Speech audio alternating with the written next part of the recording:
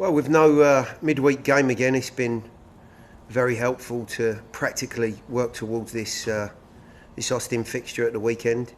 Guys, as you could well imagine, are in a good place.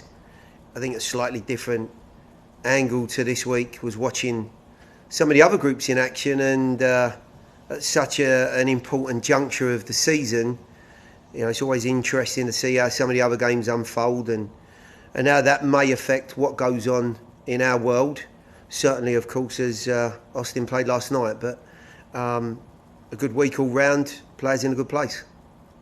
Thank you, Coach. We'll start on the floor with Drake Hills, then we'll go to the Zoom. Go ahead, Drake.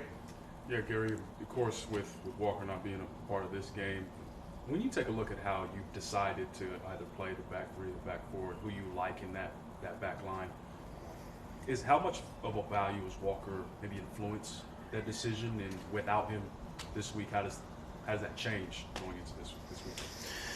Well, I've said multiple times, we've got a guy that we're talking about who's as good as anyone in that position in this league and probably in a lot of other leagues. So that's always going to be a difficult hole to fill.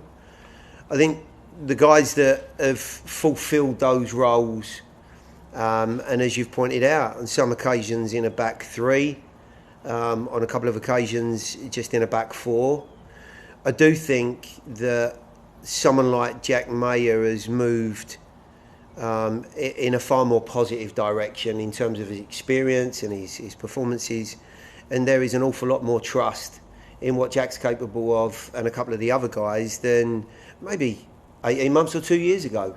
We're in a very different place. So some decisions, of course, to make.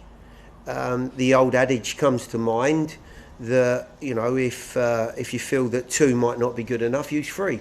So there could be the case for that come the weekend. I thought Salt Lake did a wonderful job. They changed it up last night and they looked very bright in that back three. So there's some things to think about, but I'm more than confident and comfortable with the guys that are coming into the group to get a good job done, whatever shape we play. We'll go back with a follow-up with Drake. Yeah, you described the way that you guys handled the ball against Galaxy as erratic. That the Galaxy obviously did a little bit better job at handling the ball. Now that you've moved on and you're going to Austin and having a look at the film, is that something that you're chalking up as just the dynamic with LA, or is that something that you had to have intention with in training this week going to the Austin game? Yeah, there's a couple of things that I think come into play with this one. The first one is we've played them 2 weeks ago, so it's fresh in everyone's mind what Austin are about, how they play. Although they're a comparable possessional and technical group to Galaxy, they do have some very different dynamics to their team and the way that they play. So there should be some very fresh thoughts and feelings in the players' minds about what they're running into, first of all. Secondly, as far as last week goes, I think we will have all seen on a number of occasions those afternoon games. Sometimes it doesn't look right. I don't know why that is. As an example, but 3 or 4 weeks ago, I watched Portland and Minnesota play to a 4-4 draw, and it was really strange. The way the game unfolded, obviously the goals that were scored, and there's no rhyme or reason to it sometimes. It can just create a very different feel to it when it's in the afternoon, and the guys are used to playing in the evening.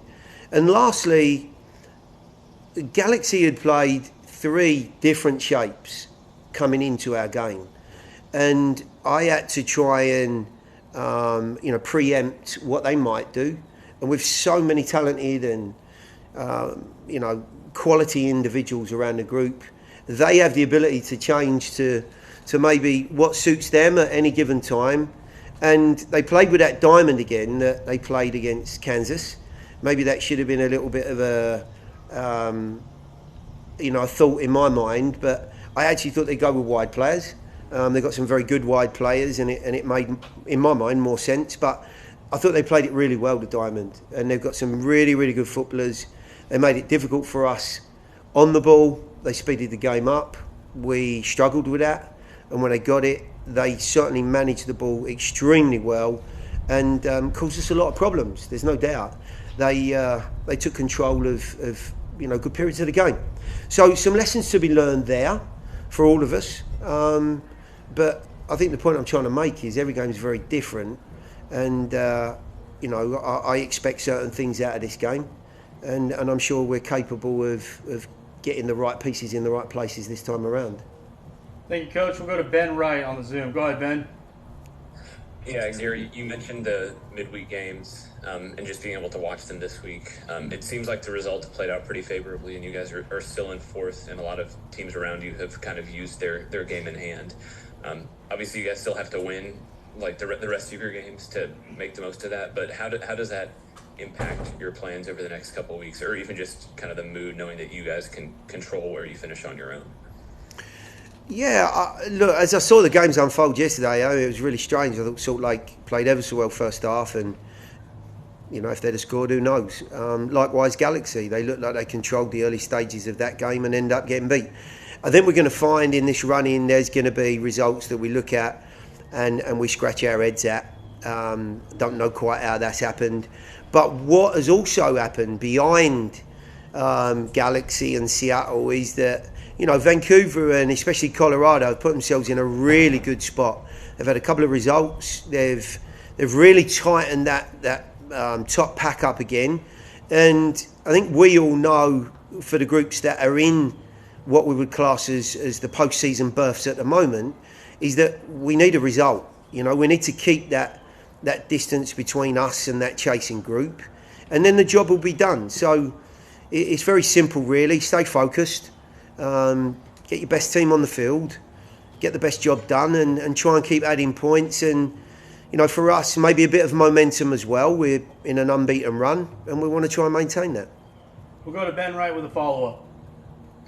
Yeah, Gary, we've talked a good bit about secondary scoring kind of over this whole summer, and that's obviously improved recently. One player who hasn't scored at all recently is CJ, and we talk a lot about kind of the stuff he does aside from scoring that makes him so valuable. But I'm kind of wondering from your perspective, does there come a point where you need your forward to be scoring, and how do you view the other options, or do you think anyone else in the squad can even do the same type of job he does? Yeah, I mean to that type of job, I mean Till is the obvious foil. They're very, very similar characters and physical stature. Yes, you always want your forward scoring. I don't think it matters what time of the year it is. It's never good news when your centre forwards on a bit of a barren run. But I don't think we can overlook what you've just said, which is he does a lot of other things that complement the rest of the group. And I know I've said multiple times, but he's tireless in his work rate. He's a great focal point for the group. And probably more important than all of that, his relationship with Hanny has always been very, very tight and very good.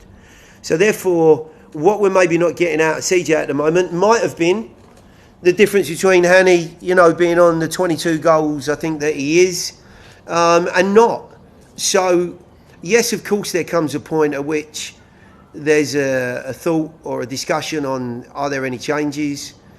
If I look around the group, Till's obviously back in the frame again, having played 30 minutes at the weekend. So he's, I would say, well and truly into that recovery now from his injury, and he's for sure a thought in what that starting group looks like. Ethan has obviously been a bit of a bit part substitute, has been terrific when he's come on. In terms of experience at this point, coming into this stage of the season, obviously, it could be, somebody that makes a difference. But at this moment in time, I wouldn't see him in front of those two, very experienced guys. And Aki's back in full training. He's looking fit and he's looking sharp. And I'd like to think that there's going to be some sort of impact in this running. And of course, again, there'd be nobody happier than I if he can find some form in these final three games or in the postseason should we be there. So we have options. I think, as you can hear from my voice, it's trying to choose the right times for each of those players. I'm only disappointed that CJ hasn't scored. The rest of his game looks like it's on point to me.